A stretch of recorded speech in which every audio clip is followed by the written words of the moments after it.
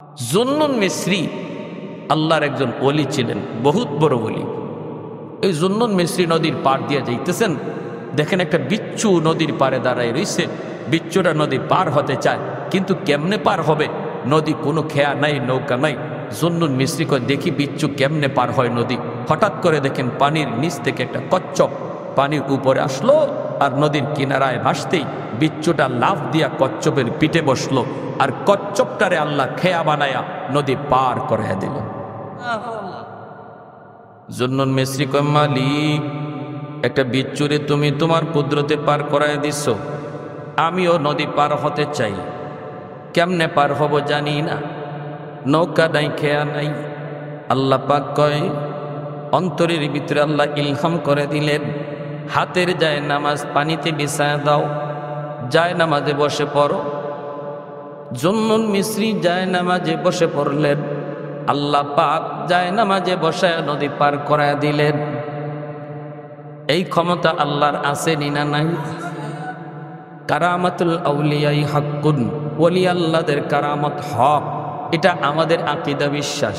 কারণ ওলিরা নিজের ক্ষমতায় কিছু করে না, ওলিদের দ্বারা অসম্ভব যা সম্ভব হয় করায় কে? বুঝো কোন? কারামত আল্লাহ করায়, নবীদের মুজিজাও করায় কে? আল্লাহ। অতএব আল্লাহ যদি করায়, তাহলে আমার যুক্তি দিয়া ধরলো না, আমার যুক্তিতে বুঝে আসলো না বিদায় সেটাকে ফালায়া দেওয়ার কোনো সুযোগ নাই। আমার যুক্তি যেখানে শেষ, আমার বুদ্ধি যেখানে হায়রান, সেখানেই আল্লাহর কুদরত শুরু। ঠিক না ভাই? এজন্য আমাদের সমাজে কিছু মানুষ যারা ওলি আল্লাহদের কারামত কথা বললে, ওলি আল্লাহদের কারামতের ঘটনা শুনাইলে কয় গাজাকুরি কথা কয়, কি কয় কি না, এটা কেমনে সম্ভব? আরে হারামি, তুমি তো নিজেই বুঝো না, এটা তো ওলিদের নিজের ক্ষমতা না, ওলিদের কারামতটাও করায় কে? আল্লাহ। যদি আল্লাহ করায়, তাহলে এখানে তোমার হয় রান হইয়া এটা অস্বীকার করার কোনো সুযোগ নাই। কোন সুযোগ আছে? আমার ভাইয়েরা, বন্ধুরা, তিনি নদী পার হয়ে গেছেন, পার হইয়া এবার বিচ্ছুটার পিছনে পিছনে দৌড়তেছেন। কোন দিকে যায় একটু দেখতে মন চায়। হঠাৎ করে দেখেন হাওরের মাঝখানে একটা গাছ, গাছের নিচে একটা যুবক মনের আনন্দে ঘুমাইতেছে। আর যুবকটারে দেখেই এই বিচ্ছুটা ধর রওনা দিছে। আল্লাহর ওলি জুন্নুন মিসরি ইনিও পিছনে পিছনে দৌড় শুরু করলেন। আইসা দেখেন যুবকের মাথার পাশে একটা বিশাল বড় সাপ, বিষাক্ত একটা সাপ ফনা ধরে আছে, যুবককে দংশন করবে। সাথে সাথে বিচ্ছুটাই সেই লাফ দিয়া সাপের মাথায় বসলো, বইসে সাপটারে কামড় দিল। মুহূর্তের ভিতরে সাপটা মরে গেল। এইবার জুন্নুন মিসরি যুবককে ডাক দেন, যুবক ঘুম থেকে উঠো। এই যুবক মাথার পাশে কি ঘটে গেল? আমরা তো আল্লাহর উপরে 100% ভরসা করতেই পারি না, ঠিক না? আমাদের একিনই আয় না। কিন্তু যারা 100% আল্লাহর উপরে একিন করে কাজ করছে, আল্লাহ 100% তাদের সাথে লেনদেনও করছে। যুবক আমি যখন ঘুমাইতে যাব, তখনও বলেছি, মালিক, হাওরের মাঝখানে ঘুমাবো, কেউ নাই, আপন বলতে কেউ নাই, বাঁচানোর কেউ নাই। আল্লাহ, কোন হিংস্র জীব জানোয়ার যদি আমার কোনো ক্ষতি করে, আমি ক্লান্ত পরিশ্রান্ত একটু ঘুমাবো। আল্লাহ, যদি কোনো জীব জানোয়ার ক্ষতি করে, কেউ ফিরাইবার মতো নাই তুমি ছাড়া। আল্লাহ, আমি তোমার উপরে হাওলা করে ঘুমাইলাম। গাড়িতে তুমি উঠতেছো রে যুবক, ঘর থেকে বের হয়েছ, গাড়িতে ওইটাই তুমি গানটা বাজাও কেমনে? গাড়িতে ওইটাই তুমি গানটা কেমনে বাজাইলা? ইয়ারফোনটা কেমনে কানে ঢুকাইলা? হাওয়ার উপরে গাড়িটা চলতেছে, কোথায় জানি অ্যাক্সিডেন্ট হয় কেউ জানে না। ভরসা করার কথা ছিল তোমার আল্লাহর উপর, নাম নেওয়ার কথা ছিল আল্লাহর উপর। আল্লাহকে বান্দা, আমার উপর 100% ভরসা করে তুমি যা করবা, আমি আল্লাহ তোমার সাথে 100% লেনদেন করব। সুবহানাল্লাহ ওয়া বিহামদি, সুবহানাল্লাহিল আযীম। এজন্য আমার ভাইরা বলতেছিলাম যে কথা, আল্লাহ বলে, আলা ইন্না আউলিয়া আল্লাহি লা খাউফুন আলাইহিম ওয়া লা হুম ইয়াহজানুন আল্লাযীনা আমানু ওয়া কানু ইয়াত্তাকুন। ঈমান আনো আর আল্লাহর ভয়ে গুনাহ ছাড়ো, আল্লাহর বয়ে যে যত বেশি গুনাহ ছাড়বো সে আল্লাহর তত বড় ওলি হয়ে যাবে। আর ওলি যদি আমরা নিজের আল্লাহর বানাইতে পারি তাহলে আমার জীবনের যত ভয় ব্যথি সব কিছু থেকে হেফাজত করবে কে? জোরে বলেন, জোরে বলেন। তাম দুনিয়া জুড়ে আজকে মুসলমান অশান্তিতে ভুগতেছে। সব দেশে মুসলমানের কান্নার আওয়াজ। ফিলিস্তিনে গাজার জমিন মুসলমানের রক্তে লাল। তুমি আর আমি যখন আর্জেন্টিনা আর ব্রাজিল খেলা নিয়ে মত্ত, তখনও ফিলিস্তিনের জমিনে মুসলমান ভাইয়ের বুকে গুলি চালাইছে ইহুদিরা। এত নির্যাতন, এত নিপীড়ন, এরপরও আল্লাহর গাইবী সাহায্য আসে না কেন? কারণ আমরা আল্লাহকে নারাজ করে ফেলেছি। আমরা আল্লাহকে নারাজ করে ফেলেছি। আমরা আল্লাহকে যত তাড়াতাড়ি রাজি করব, যত তাড়াতাড়ি খুশি করব, তত তাড়াতাড়ি আসমানি মদদ নেমে আসবে। এই মুহূর্তে আমাদের সবচেয়ে বড় প্রয়োজন আল্লাহকে রাজি করা। আমেরিকা রাজি আসেনি না নাই এটা দেখার দরকার নাই। ভারত আপনার উপরে রাজি আসেনি না নাই এটাও দেখার দরকার নাই। শুধু একটা জিনিস দেখো, আল্লাহ রাজি আছে কিনা। যদি আল্লাহ রাজি থাকে, তাম দুনিয়া তোমার দুশ্মন হলো একটা পশমের ক্ষতিও পারবে না। আল্লাহ পাক রব্বুল আলামিন কই, ইবলিস তাহলে তুই বুঝি দেখতে চাস? কয় হ, আমি দেখতে চাই। আল্লাহ বলে, না না, আমার আইয়ুব বিপদে পড়লেও আমি আল্লাহকে ডাকবে। ইবলিস কয়, না, বিপদে পড়লে ডাকবে না। আল্লাহ বলে, তাহলে দেখ। এই বইলে আল্লাহ পাক রব্বুল আলামিনের পরীক্ষা শুরু হয়ে গেল আল্লাহর পয়গম্বর সাইয়্যিদুনা আইয়ুব আলাইহিস সালামের উপর। ভাইয়েরা, বন্ধুরা, সর্বপ্রথম তার নিউজ আসলো তার মিল ফ্যাক্টরিগুলো ধ্বংস হয়ে যাচ্ছে। এই কারখানা ওই কারখানায় আগুন লাগছে। যখনই বিপদ কোনো খবর ওনার কানে আসত, সাথে সাথে আল্লাহর পয়গম্বর আল্লাহর শুকরিয়া আদায় করত। সুবহানাল্লাহ কোন। আল্লাহ পাক কয়, ইবলিস দেখ, আমার পয়গম্বর বিপদের সংবাদ পাইল, এরপরও দেখ আমি আল্লাহকে ভুলে না, আমাকে ভুলে না, না শুকরি করে না, না না এমন কোনো কথা কয় না যেই কথায় আমি আল্লাহ নারাজ হই। আমাদের কারো উপরে যখন বিপদ আসে তখন আমরা মাঝে মাঝে এমন কথা মুখ দিয়ে বের করি যেই কথার দ্বারা আল্লাহ নারাজ হয়ে যায়। কিছু মানুষ এমনও পাওয়া যায়, কয় আল্লাহ বুঝি আমারে শুধু পাইল, আল্লাহ বুঝি আর কাউরে দেখে না। আমি নামাজ পড়ি, আমি রোজা রাখি, আমি দাড়ি টুপি নিয়ে চলি, বিপদ আমারে ছাড়ে না। এই লোকটায় নামাজ পড়ে না, রোজা রাখে না, এর দিক কোনো বিপদ আসে না, এত সুখে শান্তিতে আছি, তাহলে ঠিক আছে আজ থেকে আমিও আর নামাজ পড়বো না। নাউজুবিল্লাহ। আমি সিলেট এক এলাকায়, আমার বাড়ি তো সিলেটে এক এলাকায় গেলাম, রানীগঞ্জ, জগন্নাথপুর, সুনামগঞ্জ, বয়ান করলাম। তো আমারে বয়ানের শেষে মানুষের যারা কর্তৃপক্ষ কয়, হুজুর ওই যে ঘরটা দেখতেছেন, এই ঘরের একটা লোক পাক্কা নামাজি আসছিল, পাক্কা নামাজি, দিনদার, মা মুসিবতে পড়ছে। আমি তো বললাম, ওই আল্লাহ ইমানদারের ইমানের পরীক্ষা নিবে মুসিবত দিয়া, ঠিক না? মুসিবতে পড়ছে, হয়তো একটা দুটা মুসিবত তার উপরে আসছে। হঠাৎ করে একদিন দেখা যায় বাজারে চিল্লায় চিল্লায় কয়, আল্লাহ কি আমারই শুধু খালি দেখে, আমারই শুধু পাইল? তো নামাজ পড়ে লাভ হইল কি? আল্লাহর বন্দিগি কইরা লাভ হইল কি যদি খালি আল্লাহ আমারই বিপদ দেয়? যে নামাজ পড়ে না হেইদি ভালো আছে। নাউজুবিল্লাহ করুন না। এ হালাল হারাম মানে না, সুদ খায়, ঘুষ খায়, হেইদি ভালো আছে। এই কথা বলতেছে, মানুষ বলতেছে, ভাই এই কথা কয় না, কয় রাখ, কয় না, আমি কম বুঝি না। এই কথা কইয়া মুরতাদ হয়ে গেছে, একদম মসজিদ সারা হয়ে গেছে, দাড়িটা পর্যন্ত ফালাই দিছে। নাউজুবিল্লাহ জোরে কর। হুজুর আমরা দেখছি কিছুদিনের পর কিছুদিনের ভিতরেই তার শরীরে পচন শুরু হয়েছে, হাত পা, এমনকি নবীর সুন্নত যে দাড়িটা ছিল এই দাড়িটা কাটার কারণে পুরা মুখটা তার ফচ্ছে গেছে, পুরা মুখ পচন ধরছে। এ আল্লাহর বান্দা শোনো, আমি একটা ইবাদত, আল্লাহর একটা গোলামি পারতেছি না, কিন্তু আমি মনে মনে দুর্বল, আমি আল্লাহর কাছে আসামি, আল্লাহ আমি এটা করা দরকার ছিল, আল্লাহ আমি পারতেছি না, আল্লাহ তুমি আমারে মাফ করো, আমারে করার তৌফিক দাও, আল্লাহ আমারে দাড়িটা রাখার তৌফিক দাও, দাড়িটা রাখা দরকার।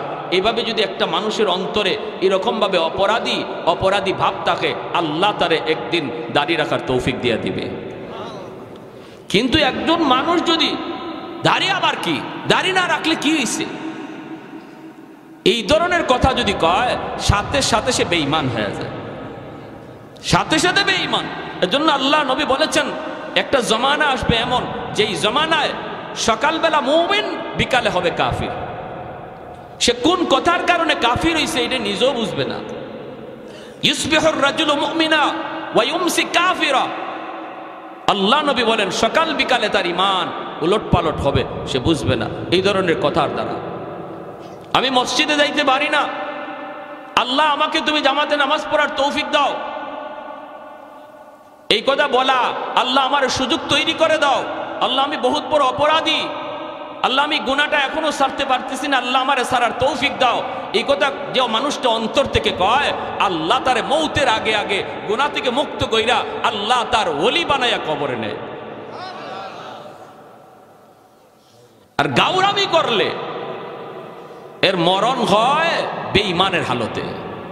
এজন্য ইসলামের কোন বিধান নিয়ে গাউরামি করা যাবে না, বা কেউ করতেছে তার টিটকারি করা যাবে না। দাড়িওয়ালা একজন মানুষ ভুল করতে পারে, কিন্তু যদি আমি বলি ইজাদ দাড়ি রেখে কি হইতো, দাড়ি রেখে মিথ্যা কথা কয়, আপনি দাড়ির উপরে কথা বললেন কেন, এইরকম দাড়ি রেখে কি হইতো, এইরকম নামাজি হয়ে কি হইতো, এই ধরনের কথা বলার দ্বারা ওই যে নবী বলছেন সকালে ছিল ইমানদার, বিকালে হয়ে গেছে কাফির। বুঝে আসছে ভাই? বুঝছেন?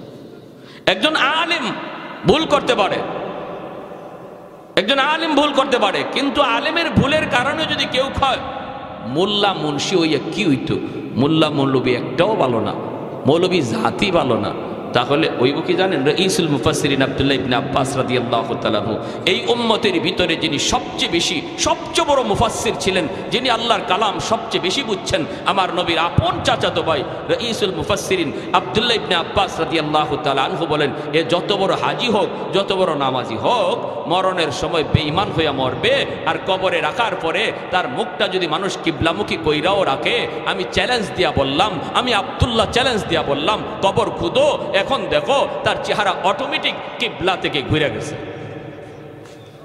কিবলা থেকে ঘুরে গেছে।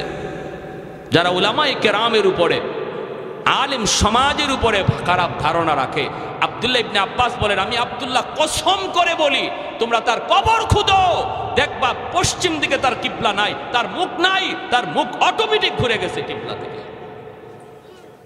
সাবধান। এজন্য আমার ভাইয়েরা বন্ধুরা, কথা বলতে হিসাব করে বলতে হবে। জবান যত কম চালাবো তত মুক্তি পাবো। মান সামাতা নাজা, যে কথা কম বলবে সে তত মুক্তি পাবে, যে কথা তত বেশি বলবে সে তত বেশি ধরা খাবে। আল্লাহ পাক কয়, ইবলিস, এই যে দেখ আমার আইয়ুব বিপদের সংবাদ শোনার পর আমি আল্লাহকে ভুলে না, সুখে থাকতে আমারে যেইভাবে ডাকছে, বিপদে পইরেও আমারে ওইভাবেই ডাকে। আল্লাহু আকবার। সুখে থাকা অবস্থায় যেইভাবে আমার কদমে সেজদা দিছে, বিপদে পড়ার পরেও আমার কদমে সেজদা দেয়। অতএব তুই কি বললি আর কি দেখতেছি? ইবলিস কয়, মালিক, ও মালিক, কেন তোমার সেজদা দেয় জানোনি? বিপদের সংবাদ শুই না তো কোনো লাভ নাই, রাজত্ব এখনো আছে। আল্লাহ পাক রব্বুল আলামিন রাজত্বটাও আল্লাহ কেড়ে নিয়ে নিলেন। এরপরও নবী আল্লাহকে ডাকে, আল্লাহর কদমে সেজদা দেয়। ইবলিস কয়, সব কিছু নিয়ে গেছো, এরপরও তোমারে ডাকে কেন জানোনি? কারণ হলো এখনো তার 6টা ছেলে আছে, জোয়ান ছেলে। এই 6টা ছেলে যেই বাবার আছে, এই বাবার আবার টেনশন কিসের?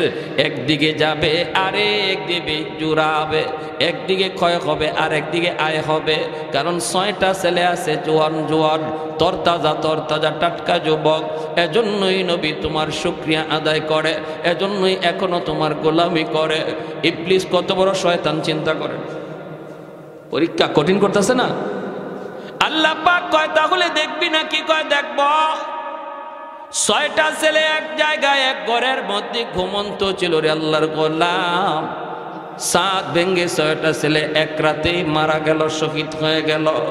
6টা ছেলের মৃত্যুর সংবাদ যখন নবীর কাছে আয়, বাবার কাছে যখন সন্তানের মৃত্যু সংবাদ আসে, পৃথিবীতে এর চেয়ে বড় কষ্টের কোনো সংবাদ হয় না। যেই বাবার কাঁধে সন্তানের লাশ উঠে, পৃথিবীতে এর চেয়ে ভারী কোনো বোঝা হয় না। এই বাবাই শুধু বুঝে এই বোঝাটা কত ভারী।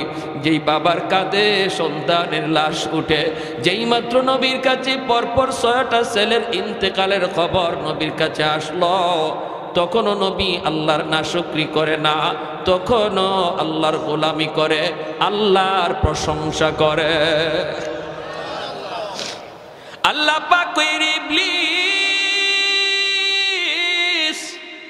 দেখ, টাকা দেখ, আমার পয়গম্বর এত বড় বিপদের খবর, এরপরও আমি আল্লাহকে ভুলে না, আমি আল্লাহকে ভুলে না। ভাইরে যা বলতেছে একটু দিলের কান দিয়া কথাগুলি শুনুন। আমার আপনার বিপদ কিন্তু এর চেয়ে বড় না, বরং অনেক হালকা বিপদ আমার আপনার উপরে আসে। অনেক সময় আমরা বিপদে পড়ে একদম হাই হুতাশ করে ফেলি, আল্লাহ নাশুকরি করে ফেলি। বিপদে পড়ছে, অসুস্থ হয়েছে, এখন আর তারে মসজিদে পাওয়া যায় না। না না, এমনটা তুমি কইরো না আল্লাহর গোলাম। বিপদ যিনি দেয় উদ্ধারও করে কে? যে আল্লাহ বিপদ দেয় সে আল্লাহ উদ্ধার করে, ঠিক না? আর কারো কাছে গিয়া কোনো লাভ নাই। মুশকিল কুশা একমাত্র কে? কোন দয়াল বাবা, কিবলা বাবা, খাজা বাবা, জটাশা, ল্যাংটাশা, কোনো বাবাই পারে না। বিপদ থেকে উদ্ধার করার একমাত্র শুধুমাত্র কেবলমাত্র মালিককে আল্লাহ। এই ইয়াকিন আছে তো? আজ আসতে কেন? কোনো আসেন নাকি কেউ? অসুবিধা দিতেছে? অসুবিধা দিতেছে? সাবধান, মনে রাখবা। আমরা মায়ার নবী, রহমতের নবী রওজা শরীফ জিয়ারত করি। মদিনা শরীফ যারা গেছেন দেখবেন নবীজি রওজা শরীফ জিয়ারত করছেন, জিয়ারত করে আপনি মোনাজাত উঠাইছেন। এখন চাইতেছেন আপনি বিপদ আপদ আছে, এগুলো আল্লাহর কাছে চাইবেন, হাত উঠাইছেন। আমাদের চোখের সামনে আমরা দেখছি নবীজি রওজার পাশে গিয়া নবীরে সালাম দিয়া জিয়ারত করে হাত উঠাই দিছে রওজার দিকেই। সাথে সাথে ওই এলাকার সৌদি পুলিশরা, সৌদি মুতু যারা, আলেম উলামা যারা, তারা আইসা অত্যন্ত আদবের সাথে তার দেহটারে ঘুরাইয়া দেয়। মুনাজাত করা অবস্থায় আরবিতে কয়, ভাই এই জায়গা নবীকে শুধু সালাম দেওয়া তোমার দায়িত্ব, চাওয়ার জায়গা রওজা না, চাওয়ার জায়গা হলো বাইতুল্লাহ। জোরে কোন সুবহানাল্লাহ। চাওয়ার জায়গা কোথায়? বাইতুল্লাহ। চাইতে হবে কার কাছে?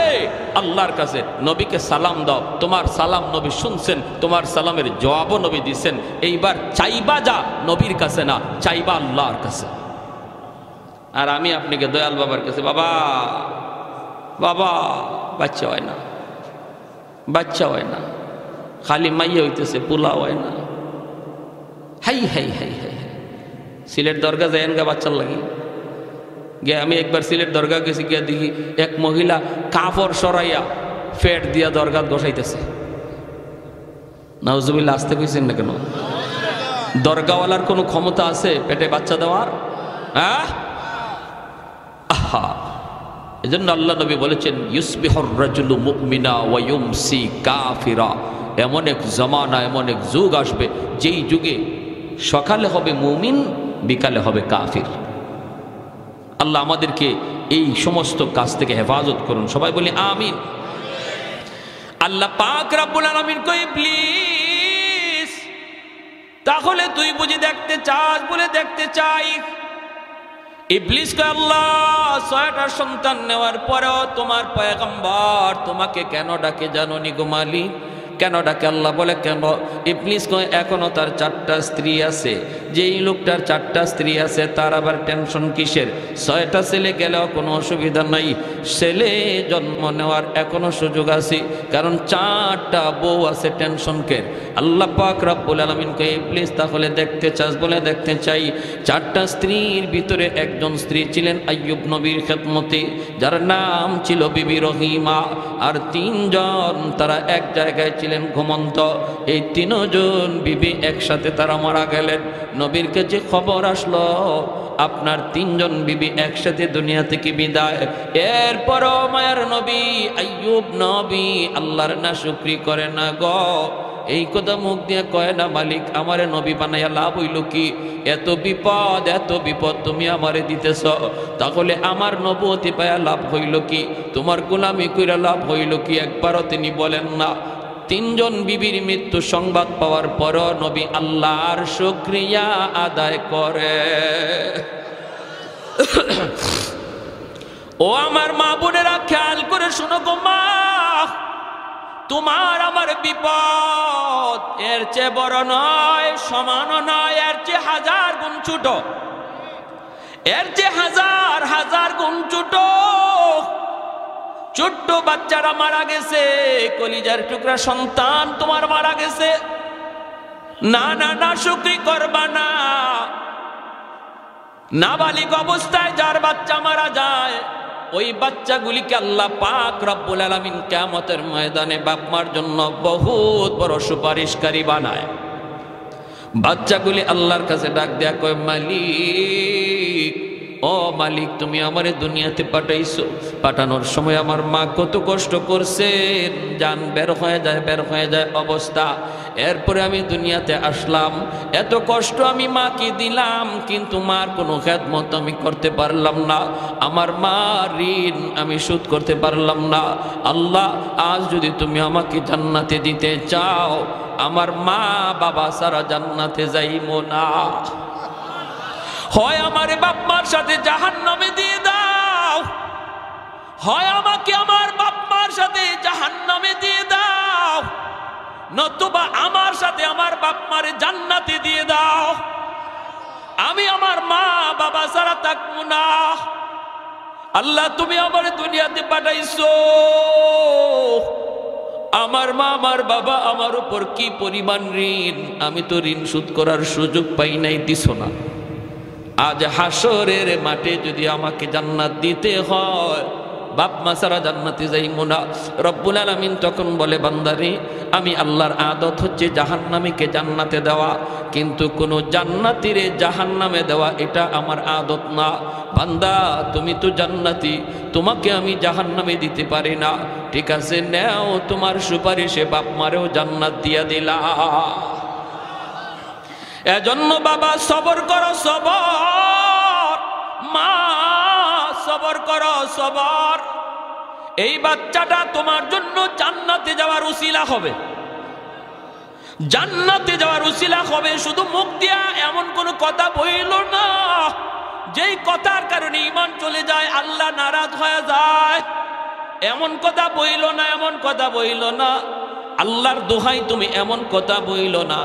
মৃত্যু সংবাদ শুনছো, ইন্না লিল্লাহি ওয়া ইন্না ইলাইহি রাজিউন কয়া তুমি দোয়াটা পড়ো।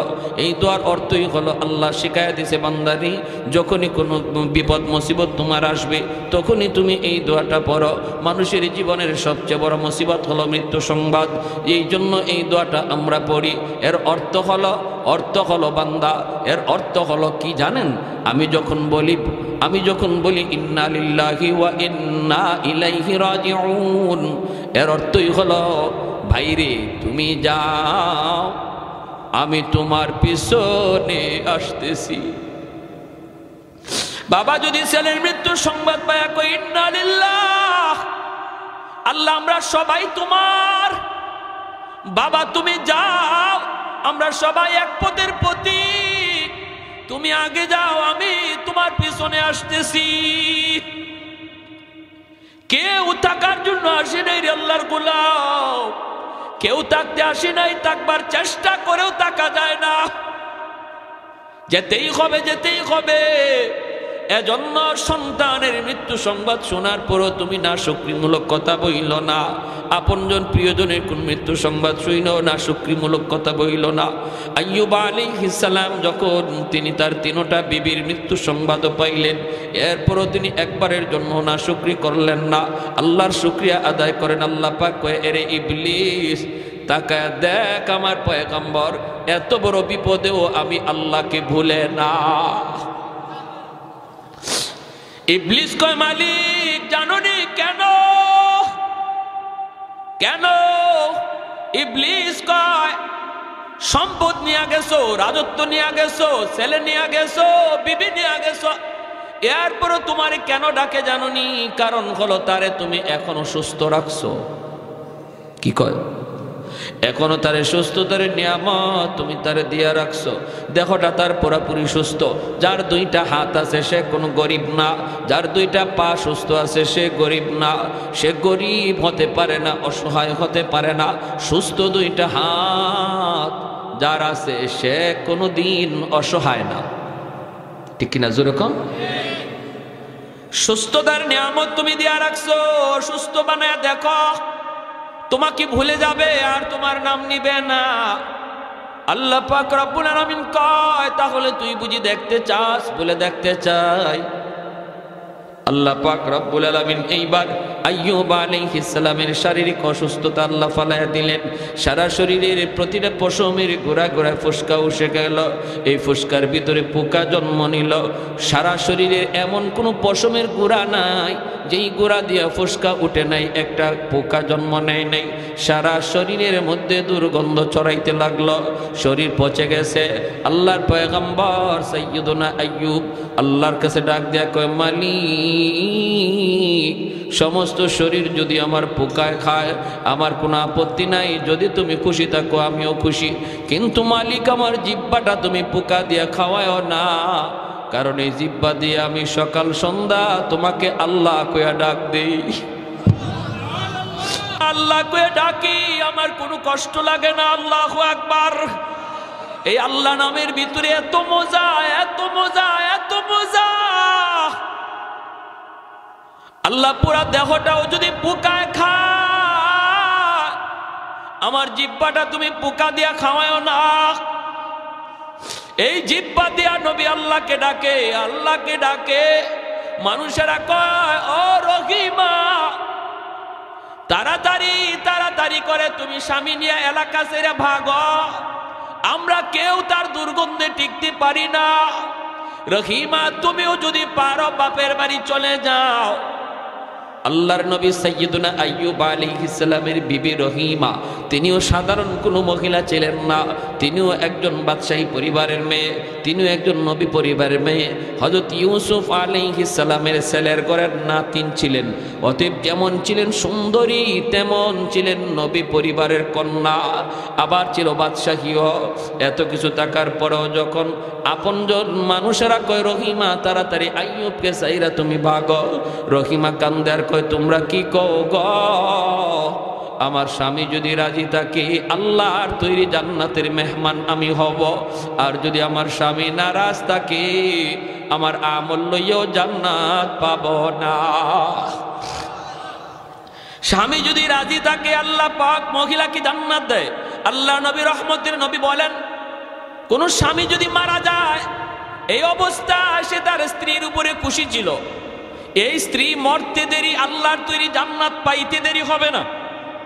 অথবা কোন স্ত্রী যদি আগে মারা যায় আর স্বামী যদি তার উপরে সন্তুষ্ট থাকে, নবী বলেন মরতে দেরি জান্নাত পাইতে দেরি নাই। সুবহানাল্লাহ, জোরে কর। এজন্য মায়ার নবী দয়ার নবী বলেন, মহিলাদের জন্য নবী বলেন, মা বোনদের জন্য আমার নবী বলেন, চারটা জিনিসের হিসাব যদি কোনো মহিলা আল্লাহকে দিতে পারে আল্লাহ পাক তার জন্য জান্নাতের সবগুলি দরজা আল্লাহ ওপেন করে দিবে আর বলবে যে কোনো জান্নাত দিয়ে তুমি ঢুকো। আইয়ুমা ইমরাতিন ইদা সাল্লাত খামসাহা ওয়া সামাত শাহরাহা ওয়া হাফিজাত ফারজাহা ওয়া আতাআত বালাহা। এক নম্বরে নবী বলেন নামাজের হিসাব যদি আল্লাহর কোনো বান্দি আল্লাহকে দিয়ে দেয়, দুই নম্বরে রোজার হিসাব যদি আল্লাহকে দিয়ে দেয়, তিন নম্বর হলো সে তার সতীত্ব যদি হেফাজত করে, পর্দা যদি শরী পর্দা মাইনা চলে, চার নম্বর হলো যদি সে স্বামীর খুশি রাখে, স্বামীর কথা মতো চলে। মায়ার নবী দয়ার নবী বলেন এই মহিলা জান্নাতের যে কোনো দরজা দিয়ে ঢুকবে, কেউ তারে বাধা দিবে না। এজন্যই মায়ার নবী বলে মহিলাদের জন্য জান্নাতে যাওয়া সহজ, পুরুষের তুলনায় মহিলাদের জন্য জান্নাত জান্নাতে যাওয়া সহজ, কারণ মহিলাদের হিসাব হলো কম, মাত্র 4 কাজের হিসাব। একজন পুরুষের 4 কাজের হিসাব শুধু নয়, অনেকগুলি হিসাব একজন পুরুষকে দেওয়া লাগবে। কেমনে তুমি সংসার চালাইছ, কেমনে আয় করছো, কেমনে ব্যয় করছো, সমাজের মানুষের সাথে কেমনে চলছ, প্রতিবেশীর হক তুমি আদায় করলা কিনা, জুম্মার নামাজে গেছো কিনা, জিহাদের ডাক আসলে জিহাদে গেলা কিনা। হিসাব কিতাব অনেকগুলি দেওয়া লাগবে, অনেক পুরুষকে দেওয়া লাগবে, কিন্তু মহিলার উপরে এত কোনো প্রশ্ন নাই। ঘরের টাকা কেমনে আসলো, কেমনে ব্যয় হলো, আল্লাহ কোনো মহিলাকে আল্লাহ জিগাবে না, জিগাবে পুরুষকে। এর জন্যই মায়ার নবী বলেন, মহিলারা দুনিয়াতে আল্লাহর ওলি হওয়ার লাইনে, আল্লাহর ওলি হওয়ার লাইনে পুরুষের চেয়ে অর্ধেক পথ আগায় থাকে, অর্ধেক পথ আগায় থাকে। পুরুষ যদি 100 মার্কের মধ্যে 100 মার্কই কামাই করতে হয় পুরুষের আল্লাহর ওলি হওয়ার জন্য, কিন্তু মহিলাকে আল্লাহ পাক রব্বুল আলামিন 100 মার্ক কামাই করতে আল্লাহ বলে না। আল্লাহ কয় মহিলাদেরকে, মা বোনেরা, আল্লাহর নবী জানাইছেন তুমি মাত্র 50 মার্ক কামাই করবা, আর 50 নাম্বার আল্লাহ তোমাকে দয়া কইরা দিয়া দিছে। শুধু মহিলা হওয়ার কারণে আল্লাহ মহিলাকে নিজে দয়া কইরা 50 নাম্বার দিয়া দিছে জন্মসূত্রে, আর বলছে তুমি বাকি 50 নাম্বার কামাই করো, মাত্র 4 কাজের হিসাব দাও। এরপর নবী বলেন জাহান্নামে আমি মহিলাদেরকে বেশি দেখেছি। জান্নাতে যাওয়া মহিলাদের জন্য সহজ, এরপর নবী কয় মেরাজের রজনীতে আমি জাহান্নামে মহিলাদের সংখ্যা বেশি দেখছি। ইয়া মাশারান নিসা তাসাদ্দাকনা, মেরাজের সফর থেকে নবী আসার পরেই মহিলাদেরকে ডাক দিয়া নবী বলেন, মা বোনেরা কোথায় আছো, তাড়াতাড়ি করে তোমরা জমা হও, কারণ তোমাদের জন্য খারাপ খবর, আমি জাহান্নামে তোমাদেরকে বেশি দেখছি। অতএব তোমরা বেশি বেশি করে আল্লাহর রাস্তায় দান করো। আল্লাহর রাস্তায় মা বোনদেরকে মায়ার নবী বলছেন তাসাদ্দাকনা, তোমরা বেশি বেশি করে দান করো, আল্লাহর গুসা থামাও। আল্লাহর রাস্তায় দান করলে আল্লাহর গুসা থেমে যায়, আল্লাহর রাগ থেমে যায়, আল্লাহর গুসার মধ্যে পানি ডালা হয় যদি কেউ আল্লাহর রাস্তায় দান করে। এজন্য নবী কয় মহিলারা বেশি বেশি করে দান করো। শাড়ি তোমার 5টা আছে, একটা শাড়ি গরিবরে দিয়া দাও, দিয়া দাও। নামাজ পড়তে পারে না আল্লাহর এক বান্দি, কাপড় নাই, তোমার তো 5টা 6টা ব্রিফকেসের ভিতরে এমনি পরে আছে গো আল্লাহর বান্দি, ঈদে আর শাড়ি কেনার দরকার নাই, ঈদের দিনে ব্রিফকেস কইলা নতুন শাড়িটা একজন গরিবকে দান করো। নবী বলেন এইভাবে মা বোনরা যদি দান সদকা বাড়ায়, আমি নবী বললাম তার আর জাহান্নামে যাওয়া লাগবে না, আল্লাহ জান্নাতের মেহমান বানাবে। ঠিক কিনা? রহিমা তুমি চলে যাও। তিনি বলেন না, তোমাদের নাকে দুর্গন্ধ লাগলেও আমার স্বামীর গায়ের দুর্গন্ধ আমার নাকে লাগে না, আমি দুর্গন্ধ টের পাই না, টের পাই না। আমার স্বামীর খেদমত ছেড়ে আমি কোথাও যাব না, যাব না। ও আমার মা বোনেরা একটু খেয়াল করে শোনো, স্বামীর খেদমত কেমনে করতে হয়। স্বামীরে খুশি করার দ্বারা আল্লাহ তোমার উপর খুশি হয়। আল্লাহু আকবার, জোরে কর। কিন্তু সেটা হালাল পথে, হারাম পথে নয়। স্বামী যদি কয় মার্কেটে চলো বুরকা সারা, এটা তুমি স্বামীর সাথে প্রোডাকশন করো। তুমি কইরো স্বামী গো বুরকা সারা বেপরদায় আমাকে তুমি বের কইরো না। স্বামী যদি কয় আমার দুষ্ট আইছে, তুমি চাল হয়ে যাও, তুমি পরিষ্কার বইলা দিও স্বামী গো তোমার দোস্তের সামনে যাওয়া আমার জন্য হারাম। ঠিক না? শহরে আছে, গ্রামে একটু কম। শহরে তো ও আল্লাহ, দোস্ত যদি আয়, ফ্রেন্ড যদি আয়, তাহলে ম্যাডাম গেসা দে। হাই হাই হাই, এই সমস্ত পুরুষদের রুচি, এটা যে কি পরিমাণ ফসা হইছে, এরা যে কেমন ফসা আর দুর্গন্ধ এদের রুচির মধ্যে। নিজের বউটারে যখন পরপুরুষের সামনে ইচ্ছা করে পাঠায়, অবাক লাগে। বের হইছে নিজের স্ত্রীরে বেপরদায় লইয়া বের হইছে, তার ভালো লাগে। তার স্ত্রীরে দেখিয়া আরো 10 জনে কইতেছে ও খুব সুন্দর, তার ভালো লাগে। এই ধরনের মানুষ, এর রুচি ভালো না ফসা? জোরে কন। এটা গান্দা। এটা এই রুচিটা কি? এটা গান্দা, গান্দা রুচি। আমার স্ত্রীকে নিয়ে কেউ ভাববে আমার মেয়েটারে নিয়ে কেউ কল্পনা করবে আর আমার কাছে ভালো লাগবে, এই যদি হয় কোনো বাবার অথবা কোনো স্বামীর ইচ্ছা, তাহলে বলতে হবে যে এর রুচি শুধু ফসানা, গান্দা রুচি, দুর্গন্ধ ধরছে। এবং হাসরের মাঠে আল্লাহর আদালতে সে যত বড় হাজি হোক, যত বড় নামাজি হোক, আল্লাহর আদালতে সে ধরা খেয়ে যাবে তার স্ত্রীকে বেপরদায় চালানোর কারণে, মেয়েকে বেপরদায় চালানোর কারণে, অধীনস্থ বোনকে বেপরদায় চালানোর কারণে এই ভাই, এই বাবা, এই স্বামী আল্লাহর আদালতে কাঠগড়ায় দাঁড়াবে। আল্লাহ বলবে, তোমার নামাজ লইয়া তো তুমি জান্নাতে যাওয়ারই কথা, আগে স্ত্রীর হিসাব দাও, স্ত্রীরটাও তোমার হিসাব দিতে হবে, মেয়ের হিসাবটা আগে বুঝাও, বোনের হিসাবটা আগে বুঝাও, এরপরে তোমার হজ লইয়া, তোমার নামাজ লইয়া তুমি জান্নাতে যাও। সম্ভব? হ্যাঁ? এজন্য ঘরের মেয়ে, ঘরের স্ত্রী, ঘরের বোনদের পর্দার মধ্যে রাখা দরকার, আসেনি না নাই? আসেনি না নাই? আল্লাহ নবী, রহমতের নবী বলেন, সালাসাতুন কাদ হারামাল্লাহু আলাইহিমুল জান্নাহ, মুদমিনুল খাম ওয়াল আক ওয়াদ দাইয়ুস আল্লাযী ইউকিররু ফি আহলিহিল খুবুস। তিন ব্যক্তির জন্য জান্নাত হারাম, জান্নাত হারাম হয়ে যায় তিন ব্যক্তির জন্য। মুদমিনুল খাম, যে মদ খায়, ওয়াল আক, যে বাপ মার অবাধ্য, তার জন্য জান্নাত হারাম। 3 নম্বরে নবী বলেন, ওয়াদ-দাইয়ুস আল্লাযী ইউকিররু ফি আহলিহিল খুবুস, ওই পুরুষ, যে পুরুষ তার ঘরে ইসলাম বিরোধী কাজ হইতেছে দেখার পরেও বাধা দেয় না। ঘরের অধীনস্থ মানুষগুলি আল্লাহকে নারাজ করতেছে, মেয়েটা বেপরদায় বের হয়, বাবা দেখে, এরপরও বাধা দেয় না। স্ত্রী বেপরদায় ঘুরে, এরপরও বাধা দেয় না। ঘরের মধ্যে নাচ গান চলে, ঘরের মধ্যে আল্লাহকে নারাজ করার অনুষ্ঠান চলে, এরপরেও যে অভিভাবক বাধা দেয় না, নবী বলেন সে পুরুষ দাইয়ুস, সে হলো পুরুষ দাইয়ুস, তার জন্য জান্নাত হারাম। তার জন্য কি জান্নাত? সালাসাতুন কাদ হারামাল্লাহু আলাইহিমুল জান্নাহ, মুদমিনুল খামর ওয়াল আক ওয়াদ দাইয়ুস আল্লাযী ইউকিররু ফি আহলিহিল খুবুস আও কামা ক্বালা নবী আলাইহিস সালাম। এজন্য সাবধান, আমরা যারা অভিভাবক, আমার নামাজ লইয়েই যে আমি জান্নাতে চলে যেতে পারবো, মোটেও না, মোটেও না। ঘরের হিসাব আমাকে দেওয়া লাগবেই লাগবে, অধীনস্থ মানুষের হিসাব আমাকে দিতেই হবে। আমি যদি নামাজি হই, ছেলেটাকে নামাজি বানানোর চেষ্টা করতে হবে। আমি যদি পর্দা মানি, স্ত্রীটাকেও পর্দার ভিতরে রাখতে হবে, ঠিক কিনা ভাই? আইয়ুব আলাইহিস সালাম,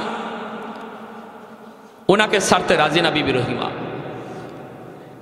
এলাকার মানুষেরা কয়, রহিমা তাহলে তুমি এলাকা ছেড়ে দাও, এই এলাকায় থাকলে আমরা থাকতে পারবো না, কই তুমি যাইবা, তুমি তাড়াতাড়ি যাও। বিবি রহিমার স্বামীকে নিয়ে তিনি ধরে ধরে, সাইয়্যিদুনা আইয়ুব আলাইহিস সালাম, তিনি তো হাঁটা চলাও করতে পারেন না, স্ত্রীকে ধইরে ধইরে তিনি ঘর থেকে বের হয়ে যাচ্ছেন। রে যুবক, যেই মানুষটা ছিলেন এক সময় এই এলাকার বাদশাহ, এই এলাকার রাজা, কোনো কিছুর অভাব তার ছিল না, আজ তার ঘরে পর্যন্ত জায়গা হয় না, ঘর থেকে বের হয়ে যাইতে হচ্ছে। এলাকার মানুষ, প্রতিবেশী কেউ তারে থাকতে দেয় না, রাস্তায় চলে গেলেন স্বামীকে নিয়া। পথিকেরা কয়, রহিমা রাস্তায় তুমি যাইকো না, আমরা এই রাস্তা দিয়ে হাঁটাচলা করি, যদি রাস্তায় তুমি অবস্থান করো, আমরা দুর্গন্ধের কারণে রাস্তা দিয়ে হাঁটতে পারি না। আল্লাহর পয়গম্বর সাইয়্যিদুনা আইয়ুব আলাইহিস সালামকে নিয়ে বিবি রহিমা তিনি চলে গেলেন মাঠে। মাঠে চলে যাওয়ার পর কৃষকেরা দৌড়ায় আসছে। কৃষকেরা আয়া কয়, রহিমা গ, এখানে মাঠে যদি অবস্থান করো তাহলে আমরা কাম কাজ করতে পারবো না, তুমি অন্যত্র কোথাও চলে যাও। তাম পৃথিবীটা যেন ছোট হয়ে আসলো। যেই মানুষটা এই এলাকার এক সময় রাজত্ব করতেন, আজ তার কোথাও জায়গা হয় না রে। ঘরে জায়গা নাই, রাস্তায় জায়গা নাই, মাঠেও জায়গা হয় না। আল্লাহর বান্দি স্বামীকে নিয়ে তিনি জঙ্গলের দিকে রওনা দিলেন। জঙ্গলের কাছে যায় দেখেন একটা ডাস্টবিন। এলাকার মানুষেরা এই জায়গায় ময়লা ফালায়, এই ডাস্টবিনের কাছে অনেক দুর্গন্ধ, ডাস্টবিনের দুর্গন্ধ। বিবি রহিমা মনে মনে ভাবতেছে, স্বামী গ, ও স্বামী কোথাও তো জায়গা হয় না, কেউ থাকতে দেয় না, বসতে দেয় না। আমার তো মন বলে এই ডাস্টবিনের কাছে আমরা থাকার অবস্থান করি, কারণ এই জায়গা দিয়া ডাস্টবিনের দুর্গন্ধের কারণে কেউ আসে না, কেউ যায় না। অতএব যদি আমরা এই জায়গায় অবস্থান করি কেউ সরাবে না। স্বামীকে নিয়ে ডাস্টবিনের কাছেই তিনি থাকার ব্যবস্থা করলেন, এই জায়গায় তিনি থাকবার ব্যবস্থা করলেন। স্বামী তিনি তো আল্লাহর পয়গম্বর, তিনি তো শুয়ে থাকেন, এরকম কোন রকম একটা ঝুপড়ির মতো বানাইয়া স্বামীকে নিয়ে তিনি এই জায়গায় থাকেন। ভাইয়েরা বন্ধুরা, দিনের বেলা মানুষের এলাকায় যায় তিনি কাজ করেন, কাজের বিনিময়ে তিনি কিছু খাবার সংগ্রহ করেন স্বামীর জন্য। এলাকার মধ্যে যান, কাম কাজ কইরা কিছু খানা হালুয়া পাকায় স্বামীকে খাওয়ান। চামচ দিয়া খাওয়াইতে পারেন না, চামচটা যদি টুটে লাগে পয়গম্বর চিৎকার করে হাওমা করে কান্দা উঠে, কারণ টুটটা পর্যন্ত নাই, পোকায় খায়া শেষ করে ফেলছে। দাঁতের জামিটা পর্যন্ত নাই, পোকায় খায়া শেষ করে ফেলছে। যদি চামচ দিয়া খাওয়ান তাহলে ব্যথা পান। হাতও তিনি লাগাইতে পারেন না। একদিন হাত লাগাইছেন, আঙ্গুলের নখটা যেই মাত্র এই জামির মধ্যে লাগছে, নবী চিৎকার করে উঠছেন। সাথে সাথে বিবি রহিমা চোখ দিয়ে পানি জড়ায় কান্দের কই, স্বামী গ কেমনে খাওয়াবো গো স্বামী। এই বইলেই তিনি তার জিব্বাটা বের করলেন।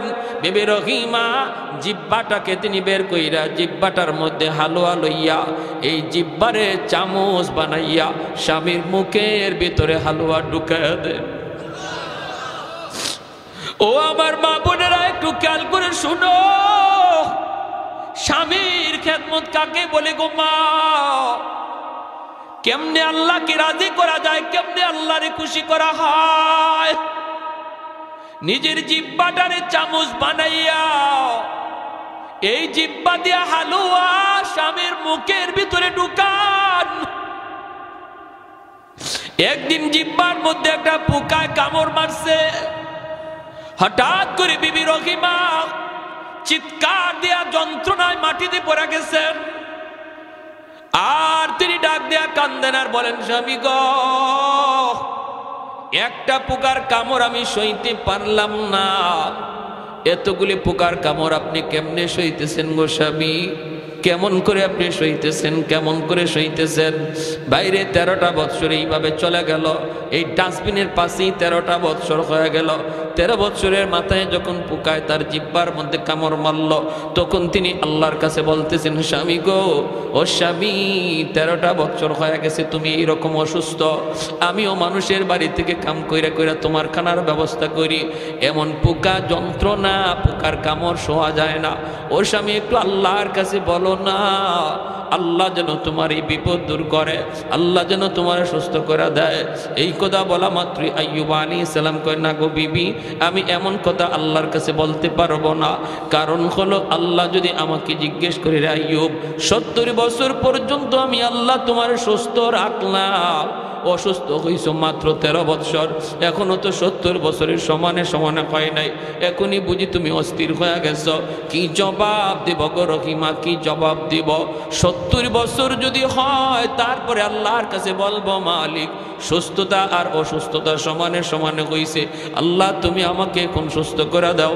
70 বছরের আগে আমি আল্লাহকে বলতে পারবো না। একবার গেলেন মানুষের বাড়িতে, কাম নাই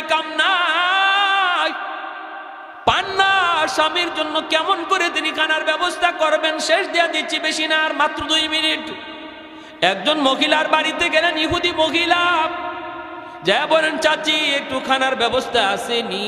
মহিলায় কয়, না না কিছুই নাই, দেওয়ার মতো কিছুই নেই। আল্লাহর বান্দি বিবি রহিমা কয়, চাচি গো আমার স্বামী একজন আল্লাহর পয়গম্বর, অসুস্থ, কুষ্ঠ রোগী, তার সারা শরীর পচে গেছে, আমি তার জন্য একটু খানার ব্যবস্থা করি গো চাচি, একটু খানা দাও, নতুবা কোনো কাম আসেনি আমার কাম দাও। ইহুদি মহিলা কয়, না আমার বাড়িতে কোনো কাম কাজ কিছুই নাই, কিছুই নাই, দেওয়ার মতো কিছুই নাই, তুমি চলে যাও। কাজ দেওয়ার মতো কিছুই নাই। তিনি বলেন চাচি তাহলে একটু দেও না, হালুয়া একটু পাকাইছো, দিলে তো আমার স্বামীরে খাওয়াইতে পারি। মহিলায় কয় দিতে পারি, বদলা লাগবে। কয় বদলা দেওয়ার তো কিছুই নাই।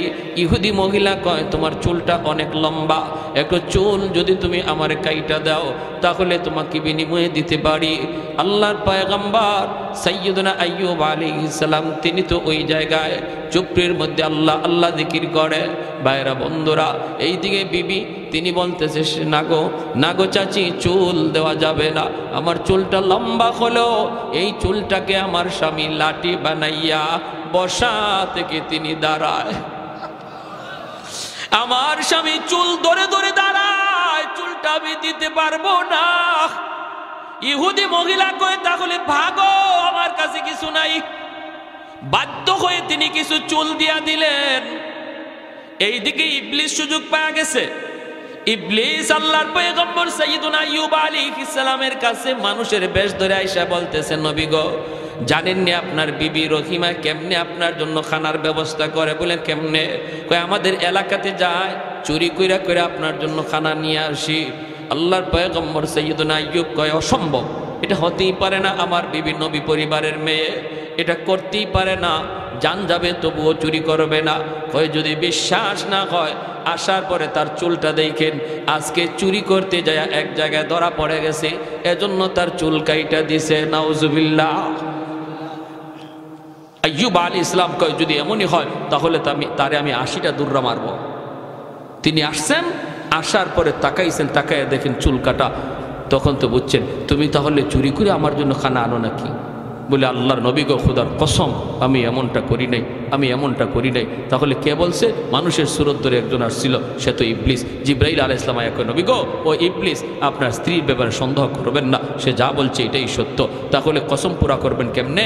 80টা কঞ্চি হাতে নিয়ে একবার স্ত্রীর গায়ে আঘাত দিয়া দেন, কসম পুরা হয়ে যাবে। ওই অবস্থায় আল্লাহ পাক রব্বুল আলামিন জিবরাইলকে পাঠাইছে, জিবরাইল যাও তো আমার আইয়ুবকে যে সালাম দাও। জিবরাইল আমিন এসে সালাম দিছে। নবী সালামের জবাব দিতে একটু দেরি হয়ে গেছে। জিবরাইল আলামিন কয় নবী গো, আপনি যদি সালামের জবাব দিতে দেরি করেন উম্মতে করব কি, উম্মতে করব কি? তখন আইয়ুব আলাইহিস সালাম কয় ভাই জিবরাইল, আমি জবাব সাথে সাথেই দিতে চাইছিলাম, কিন্তু ওই মুহূর্তে আমার জিহ্বার মধ্যে একটা পোকা মাত্র উঠছে খানা খাওয়ার জন্য। আমি চিন্তা করলাম যদি আমি এখন জিহ্বাটা নাড়া দেই, জবাব দিতে যাইয়া পোকাটা মাটিতে পড়ে যাবে। হাসরের মাঠে যদি পোকা আল্লাহর কাছে বিচার দেয়, আল্লাহ পাঠাইছিলা তোমার নবীর কাছে খানার জন্য, আমারে খাইতে দেয় নাই, মাটিতে ফালাইয়া দিছে, এই ডরে আমি সাথে সাথে জবাব দেই নাই। পোকাটা যখন আমার জিহ্বা থেকে সরছে তখন আমি সালামের জবাব দিছি।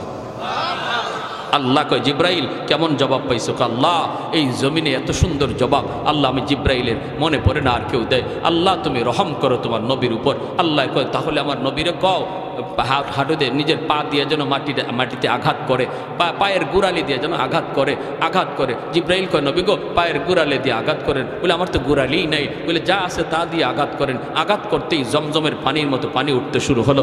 আল্লাহ বলতেছে জিবরাইল বলো আমার পয়গম্বরকে এই পানিটা যেন খায়, এই পানিটা যেন শরীরে লাগায়। খাওয়া মাত্র আর শরীরে মুসা মাত্রই সমস্ত পোকা জরজরাইয়া পড়ে গেছে। 18 বৎসর পর, কয় বৎসর পর? কি বুঝেন? এই ধরনের অসুস্থ যদি আল্লাহ আমরা 3 দিন বিছানায় রাখে, আমাদেরকে খুঁজেই পাওয়া যাইব না, ঠিক না? খুঁজেই পাওয়া যাইব না, কি অবস্থা হবে? এরপরে আল্লাহ পাক রব্বুল আলামিন কয় যাও। তিনি সুস্থ হয়ে, পরিপূর্ণ সুস্থ হয়ে বসে রয়েছেন। বিবি রহিমা তিনি তখন এলাকায় ছিলেন, তিনি আসছেন খাবার লইয়া, আইয়া দেখেন জায়গার মধ্যে স্বামী নাই।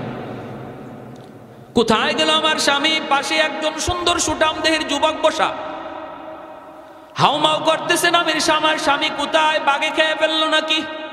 দৌড়ায় গেছেন আইয়ুব আলাইহিস সালাম। তিনি তো 25 বছরের এখন পূর্ণ যুবক, আল্লাহ তারে বানায় দিছে। সুন্দর সুঠাম দেখের পূর্ণ যুবক, পিছনে যায় দাঁড়ায় বলতেছেন ও যুবক, এখানে আমার একজন স্বামী ছিল, স্বামীরে তুমি দেখছো নি? আইয়ুব আলাইহিস সালাম চেহারাটা ওই দিকে রাইখা বলেন, স্বামীর চেহারা দেখলে তুমি চিনবানি? বলে চিনব। কেমনে চিনবা?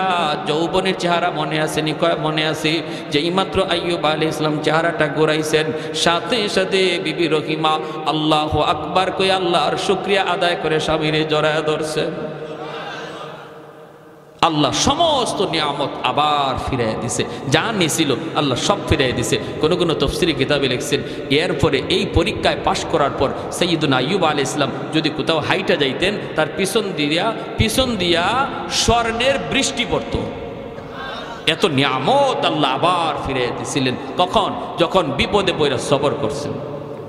আমরাও যদি বিপদে পড়ে সবর করি আল্লাহ বলে বাশশিরিস সাবিরিন, জানায় দাও তাদের জন্য জান্নাতের সুসংবাদ। শুধু তা না, দুনিয়াতেও আল্লাহ যা হারাইছি হারানোর চেয়েও আল্লাহ আরো বেশি ফিরাইয়া দিবে যদি আমরা বিপদে পইরা সমস্যায় পইরা আল্লাহর উপর সবর করতে পারি। কে সবর করে? সবরের আলামত হলো বিপদে পইরেও সে মসজিদে যায়, বিপদে পইরেও আল্লাহকে ডাকে। সুস্থ থাকা অবস্থায়, সুখে থাকা অবস্থায় যেভাবে আল্লাহরে ডাকছে, বিপদে পইরেও একই রকম আল্লাহকে ডাকে, বরং আরো আল্লাহকে ডাকা বাড়ায়া দিছে, তখন আল্লাহ তার উপর খুশি হয়ে যায়। তাহলে আমরা শীতের দিনে মসজিদে গিয়ে নামাজ পড়া কষ্ট, ফজরের নামাজ পড়া খুব কষ্ট, অজু করা খুব কষ্ট। এই কষ্টটা যদি আমরা স্বীকার করি তাহলে আল্লাহ পাক রব্বুল আলামিন এই ধৈর্যের পরীক্ষায় আমরা পাশ করলাম। ঠিক কিনা? জোরে কন, পাশ করলাম। কারা কারা এই অবস্থার মধ্যেও সুখে দুঃখে সর্বদা আল্লাহকে ডাকবো? একটু হাত উঠে আল্লাহকে দেখায়।